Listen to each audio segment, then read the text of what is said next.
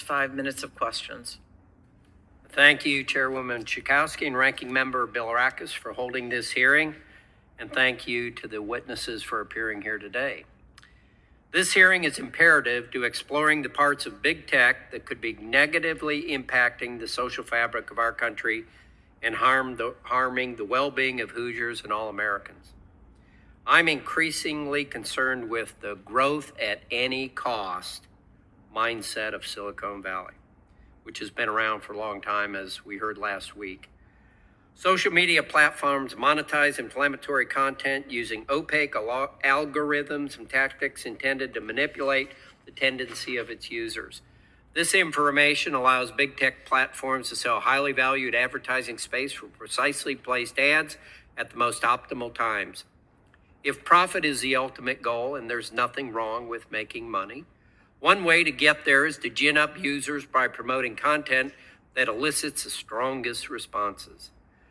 This creates a feedback loop of more clicks that lead to more data, which leads to smarter algorithms that can collect even more data. These efforts seem to work in conjunction with the expansive shield of Section 230 to evade accountability. For big tobacco, warning labels plastered on the side of a pack of cigarettes served as a long-time immunity defense. For big tech, it is Section 230. And much like big tobacco, tech companies use these same tactics on our youth to bring in lifelong customers, if some of you remember Joe Camel. Unfortunately for my constituents, there's little insight into algorithms big tech employs to take advantage of their sweeping access in our everyday lives.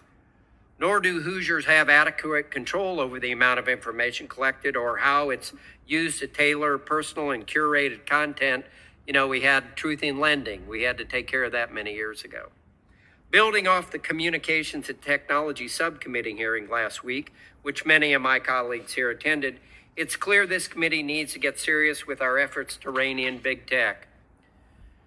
Mr. Greenblatt, I think you would agree that there are positive aspects of social media, whether it's checking in with family or friends, or for small businesses to expand their reach. There are healthy uses of social media.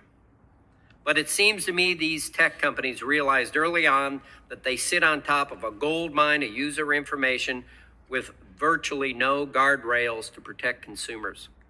And as you detailed in your testimony, incendiary and controversial content is good for business. Throughout this hearing, we have acknowledged the harmful aspects of overexposure to hateful content.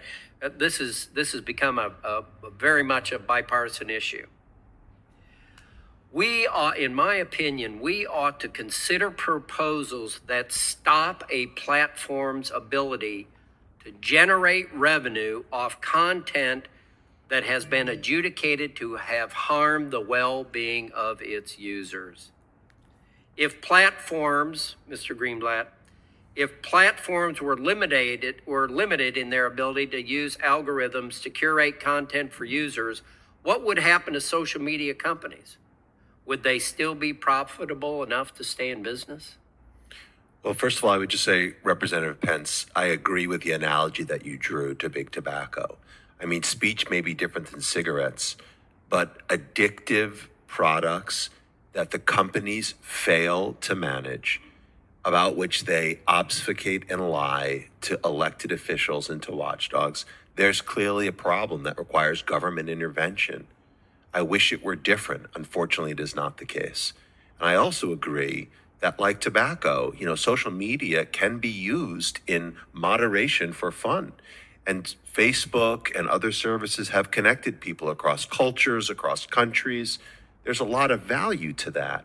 But the way they have been exploited by extremists, the way they have been used to abuse, children and manipulate them in ways that have been described is indefensible.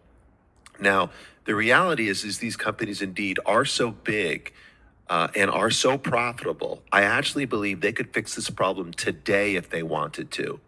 Sure, it might hurt their margins a little bit as they made some capital investments, but if they have the resources, think about Facebook. It's 16 years old.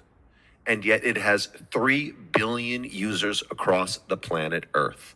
It has the most sophisticated advertising. So in the any interest of company. time, you think that they could be profitable, they wouldn't necessarily go out of business? Absolutely, Right, yes. thank you, and Madam Chair, I yield back. I thank the gentleman, and now